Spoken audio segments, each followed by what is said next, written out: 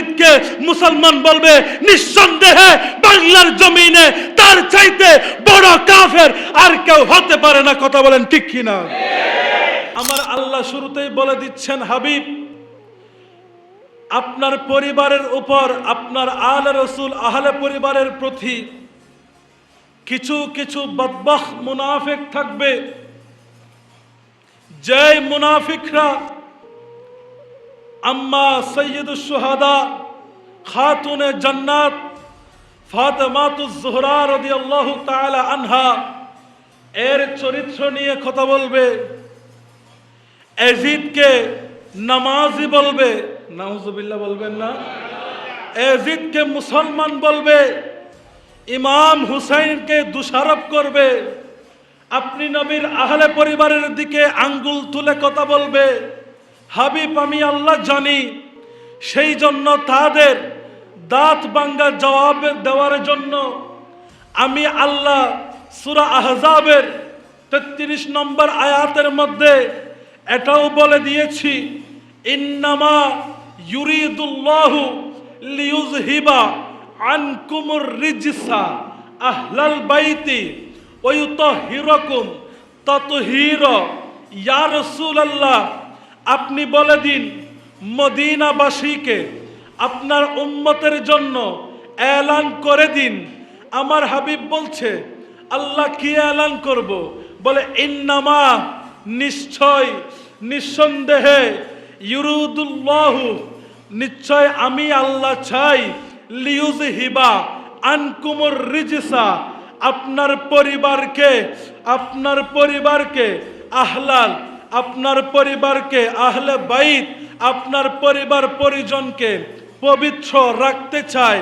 শুধু তাই নয়, আপনার পরিবারকে কিয়ামত পর্যন্ত আনকুমুর রিজসা আহলাল বাইতি ওয়া ইউতাহহিরাকুম তাতহীরা। আমি আল্লাহ আজকে সূরা আহজাবের মাধ্যমে পুরো মদিনাবাসীকে, পুরো বিশ্ববাসীকে জানিয়ে দিলাম, যারা আপনি নবীর আহলে পরিবারকে, যারা ইমামে হুসাইনের পরিবারের দিকে আঙ্গুল তুলে কথা বলবে, তাদের দাঁত ভাঙ্গা জবাব আমি আল্লাহ দিয়ে দিলাম। আমার হাবিব বলছে, আল্লাহ কিভাবে দিলেন?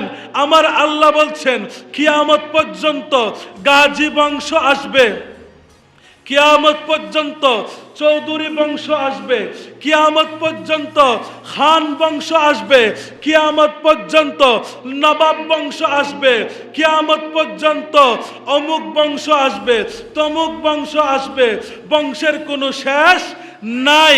কিন্তু আমি আল্লাহ বলে দিলাম, আজকের দিন থেকে কাল কিয়ামতের ময়দান পর্যন্ত একটা পরিবারের পবিত্রতা সম্পর্কে, একটা পরিবার নিষ্পাপ সম্পর্কে, একটা পরিবারের গুরুত্ব সম্পর্কে আমি আল্লাহ ঘোষণা দিয়ে দিলাম।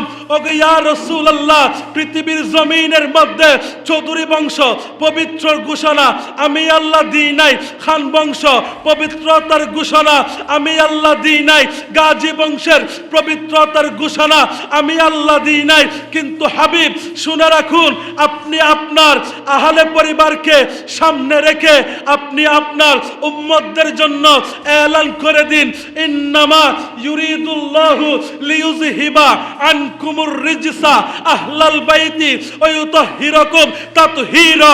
কিয়ামত পর্যন্ত আপনি নবীর আহলে পরিবারের দিকে যারা আঙ্গুল তুলে থাকাবে, তাদেরকে বলে দেন আপনার পরিবার কিয়ামত পর্যন্ত পবিত্র পবিত্র পবিত্র।